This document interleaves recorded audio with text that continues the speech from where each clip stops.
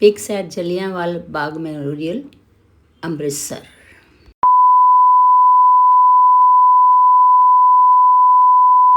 तो अमृतसर में पहले दिन मेरी सुबह सुबह बहुत जल्दी नींद खुल गई और मैंने डिसाइड किया कि मैं सैर करने जाती हूँ। सुबह के 6 बजे हुए हैं, इतनी फॉग है, ये चांद नज़र आ रहा है, ये देखिए। और ये फॉग जैसे मैंने वॉक शुरू किया और डेंस होती चली गई और इतनी गहरी हो गई कि 1 मीटर तक भी आगे चलना मुश्किल हो रहा था। फिर भी मैं हिम्मत करके मेन रोड पर निकल गई और कुछ मैंने जो पॉइंट्स थे उनको नोट कर लिया। जैसे यहाँ पर ये था, साइन था, और सीधे सीधे रास्ता ही पकड़ा। लाइट में देखिए, रात के समय में लाइटें कितनी सुंदर लग रही हैं, नज़ारा भी बहुत प्यारा है। और क्योंकि मैं आर्मी जोन में थी तो इसलिए मुझे बिल्कुल रात के अंधेरे में डर नहीं लगा और मैं काफ़ी दूर तक चलते चलते आगे तक निकल गई। मेरा टारगेट था 4 किलोमीटर वॉक करने का, पर एक पॉइंट पर जाके मैंने सोचा नहीं, बहुत दूर जाना सेफ़ नहीं है रात के टाइम में, कि रास्ता भूल गई। तो ये देखिए, मैं मार्क अपना कहीं कहीं देखती चली जा रही थी, तो ये मैंने एक पॉइंट मार्क और कर लिया। यहाँ से मैं वापस जाना शुरू हो गई। वो देखिए सामने कुत्ता नज़र आ गया और मेरे को लगा कि वापस चलना चाहिए, कि अगर मैं कहीं गलती से रास्ता भूल गई तो रात के अंधेरे में मेरे को मुश्किल हो जाएगा रास्ता खोजना। तो ये वापस आ गई मैं, और हमारा नेक्स्ट जो रूम्स के बाद नेक्स्ट बिल्डिंग थी उसमें घुसी तो नहीं मैं, बाहर से ये पिक्चर्स ली मैंने। वहाँ पे भी अच्छी सेटिंग कर रखी थी, कितने सुंदर सुंदर डिज़ाइन बना रखे हैं, क्या है मुझे नहीं पता, लेकिन मुझे डेकोरेशन बहुत अच्छी लगी यहाँ की। और उसके बाद हम लोग यहाँ पहुँच गए सुबह सुबह गुरुद्वारे, गोल्डन टेम्पल मंदिर, श्री हरमंदिर साहब का हमने प्लान किया था और ये हमारी गाड़ी ने हमको यहाँ ड्रॉप कर दिया है। ये मेरे सब मिस्टर आगे आगे चल रहे हैं, पीछे पीछे मैं हूँ, मैं वीडियोस भी बना रही हूँ साथ साथ। और वो लड़का आगे जो जा रहा है बगजिंदर, ये हमको एस्कॉर्ट कर रहा है। और ये हमने जूता घर में अपने चप्पलें जोड़े, जो जूते जो थे उतार दिए हैं और अब हम जा रहे हैं मेन एंट्रेंस की तरफ। वो सामने देखिए मेन गेट पे पंजाबी में लिखा हुआ है। और सबसे अच्छी बात यह है कि गुरुद्वारे में प्रवेश करने से पहले ये पैर धोने की जगह बनाई गई है, जहाँ पैर साफ करके आगे आप कारपेट पे चल सकते हैं। तो ये देखिए, और पंजाबी में लिखा है। और ये सबसे अच्छी बात मुझे ये लगी, जो लोग नहीं सीढ़ियाँ चढ़ उतर सकते हैं उनके लिए स्लाइडिंग सीढ़ी बना रखी है, जो कि नई चीज़ थी मेरे लिए। और उसके बाद हम लोग ये भीड़ वाले इलाके में आगे देखिए कितना रश है, निशान साहब है दोनों तरफ और कितनी पब्लिक है। संडे का दिन है, अर्ली मॉर्निंग है, हम लोगों को 9:30 बजे का स्लॉट मिला था। तो हम लोग यहाँ पर आ गए और अपने आर्मी कनेक्शंस की वजह से हम लोगों को ये देखिए मेन जो एंट्रेंस है, एंट्रेंस से मेन दरबार का रास्ता, कितना भीड़ पड़ी हुई है। ये सरोवर है और यहाँ पर हम लोग बैठे थे और यहाँ इतना अच्छा अरेंजमेंट है कि पानी बर्तन साथ धोगी धोगे पानी भी सप्लाई कर रहे ताकि हम किसी को परेशानी नहीं हो। देखिए बड़े बड़े पंखे लगाए गए हैं, भीड़ भयंकर है, 5-6 लाइनें हैं, लेकिन हमको एकदम आगे मौका मिला बैठने का। और उन्होंने कहा कि आप थोड़ा इंतज़ार करिए, उसके बाद आपको सीधा मेन से एंट्री करेंगे। तो ये हमको मेन गेट के पास एंट्री मिल गई है। सब्र का फल मीठा मिला। और इसके बाद फ़ोटोग्राफी करने की फिर मैंने धीरे से चुपचाप थोड़ा बहुत फोटोग्राफी करने की कोशिश की है। स्क्रीन पे भी दिखाया जा रहा है कि अंदर कैसे पार चल रहा है, क्या हो रहा है। सामने देखिए जगह जगह टीवी स्क्रीन लगे, जगह जगह पंखे। ये मंदिर दर्शन करने के बाद ऊपर में आ गए हम लोग। ऊपर की नक्काशी देख लीजिए छत की और दीवारों की। ये भी मैंने चुपचाप से वीडियो बनाया था, हालांकि गलत काम किया मैंने, उसके लिए सॉरी मांगती हूँ। यहाँ पर शांति से परिक्रमा करने निकल पड़े दर्शन करने के बाद मंदिर साहब के। और हमारा प्लान ये है कि ये परिक्रमा करने के बाद वहीं रास्ते में लंगर का भी हॉल है, वहाँ पे खाना खाएंगे। उसके बाद परिक्रमा करके मंदिर साहब से बाहर चलेंगे और अकाल तख्त के भी दर्शन करेंगे। तो ये मैंने अपने आप को भी क्लिक किया है। बीच में मिस्टर चल रहे हैं साथ में परिक्रमा कर रहे हैं। पीछे बगजिंदर है, काफ़ी बड़ी परिक्रमा कर ली। पीछे मंदिर साहब थोड़ा सा हमने पानी लेकर के अपने ऊपर डाला भी है सरोवर से, क्योंकि नहाना तो संभव नहीं था, हमारे पास कपड़े नहीं थे। और ये हम लोग आ गए हैं लंगर भवन के पास। पहले हमने पानी पी लिया है और ये लंगर हॉल के पास आ गए हैं। यहाँ पर थोड़ा चढ़ाई चढ़ने के बाद थोड़ी सी ऊंचाई है, उसके बाद हॉल है। टाइप ऑफ चाय के स्टोर से बिना चीनी वाली चाय और हम लोग लाइन में लग गए हैं।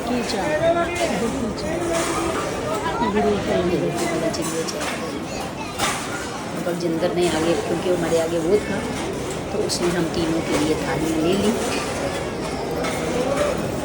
थालियाँ वो पूरी वाली होती है, वो वाली थालियाँ को उसके बाद लाइन में लग गए हैं।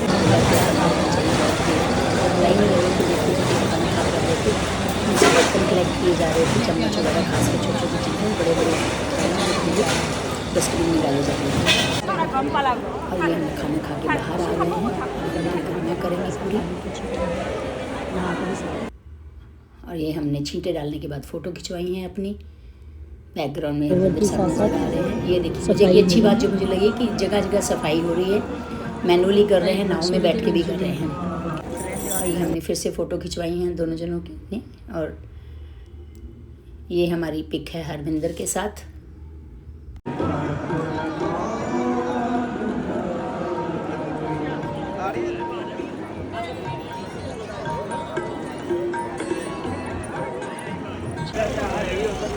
ये है यहाँ का मंदिर के आसपास लोकल बाज़ार, सब तरह के आइटम्स अवेलेबल हैं।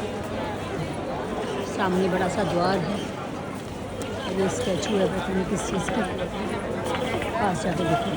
ये आ गया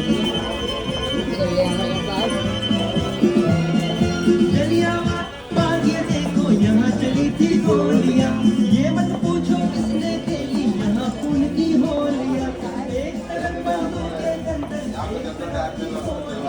मारने वाले कौन रहे थे इनकलाब का।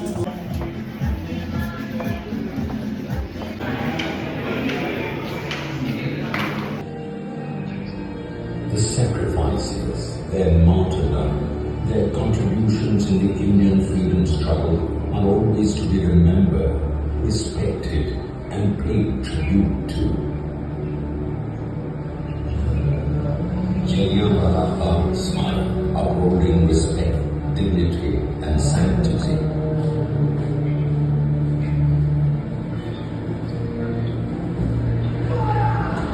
Here on this land of Jallianwala Bagh, the soil had become red with the blood of those innocent souls who were shot in cold blood on 13th April 1990 by General Dyer with his British soldiers on the sacred day of Baisakhi.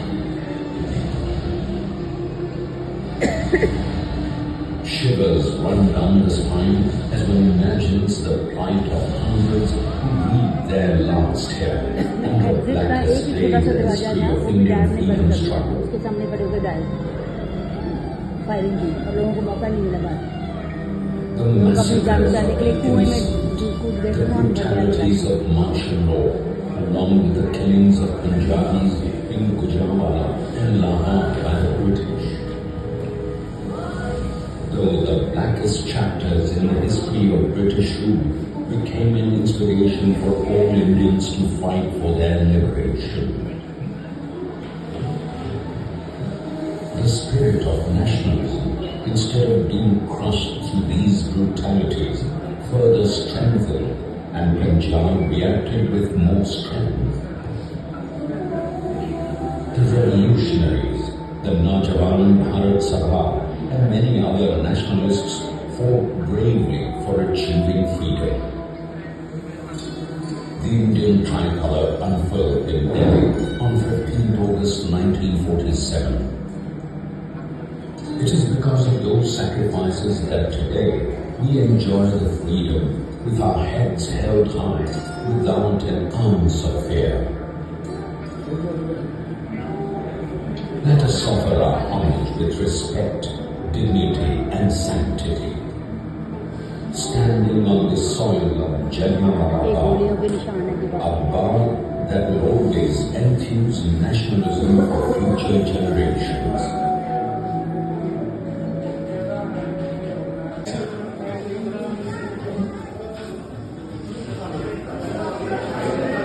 सारा पंजाब बैसाखी की खुशियां मना रहा था।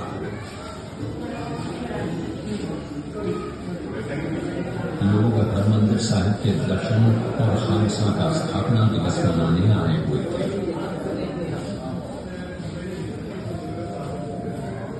कांग्रेस के नेताओं ने जलियांवाला बाग में एक सभा करने का निर्णय लिया था। उनका इरादा डॉक्टर सत्यपाल और डॉक्टर किचलू की रिहाई और काले कानून की वापसी की मांग करने का था। जैसे जैसे दिन आगे बढ़ा, एक छोटा सा बच्चा टीम का कनस्तर बजाते हुए शहर के कुछ इलाकों में ये संदेश देते हुए निकला कि शाम 4:30 बजे जलियांवाला बाग में एक सभा होगी।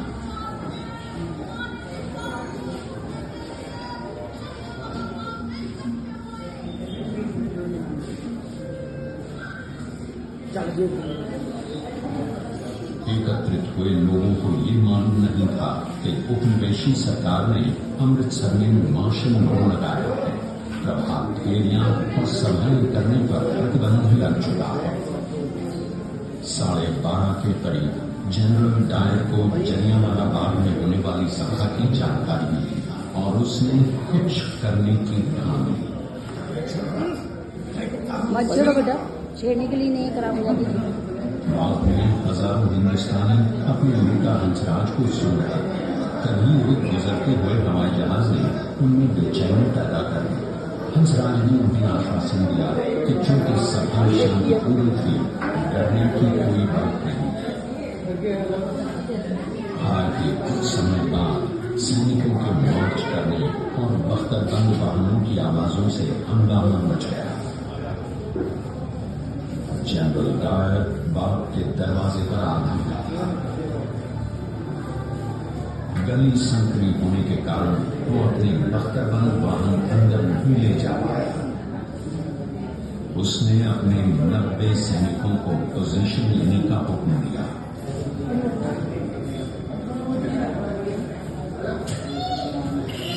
न कोई चेतावनी, न बाग खाली करने का आदेश और न ही सभा बंद करने की घोषणा।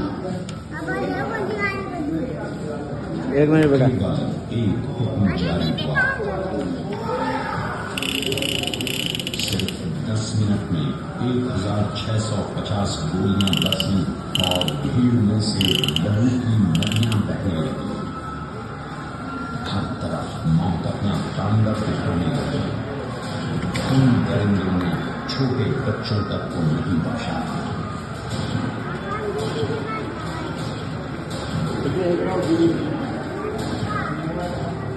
ये जलियांवाला बाग मेमोरियल है जो उन शहीदों की याद में बनाया गया जिन्होंने अपनी कुर्बानी दी इस बाग में। ये हम गैलरी में आ गए हैं जिसमें जो ये प्रतिशोध दिखाया गया था भारतीयों का, उसका चित्रण किया गया है वस्तुओं के द्वारा, पिक्चर्स के द्वारा। सो गाइस, ये है कुआं। जब जनरल डायर ने गोलियां चलाई तो इसमें लोग कूदे अपनी जान बचाने के लिए, लेकिन सब मरते चले गए और अंत में जब गोलियां बंद हुई तो ये कुआं पूरा लाशों से पटा पड़ा था ऊपर तक। अभी तो इसको कवर कर दिया गया है, पहले ओपन था। ये वो दीवार इसमें गोलियां लगी थी और जो स्क्वायर्स बनाए गए हैं गोलियों के आसपास बनाए गए हैं। ये सबसे पुरानी दीवार है जो ओरिजिनल 1600 साल पुरानी, और ये सारे स्क्वायर्स जो हैं ये गोलियों के निशान हैं। एंड तक है ये दीवार। जितने भी वाइट स्क्वायर्स नज़र आ रहे हैं, रेक्टेंगल नज़र आ रहे हैं, उसके अंदर होल्स हैं, वो सारे गोलियों के निशान हैं। और ये दीवार कम से कम 100 साल, 125 साल पुरानी है।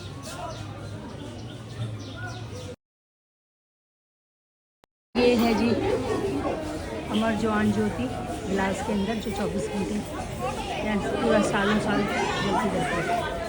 अब चलते हैं अंदर गैलरी में जहाँ पर उधम सिंह की अस्थियाँ पड़ी हैं। जनरल डायर के उधम सिंह की अस्थियाँ हैं। जनरल डायर के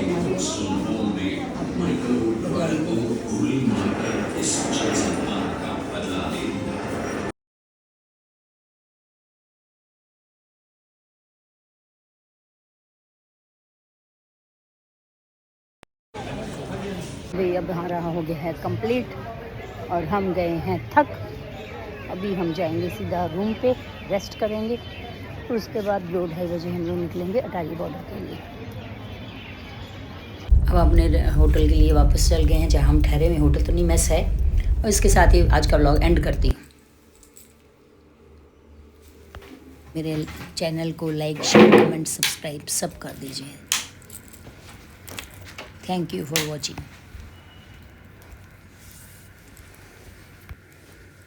ये पार्ट 1 ख़त्म हुआ है। इसके बाद सेकंड पार्ट में हम लोग जाएंगे बीटिंग रिट्रीट देखने।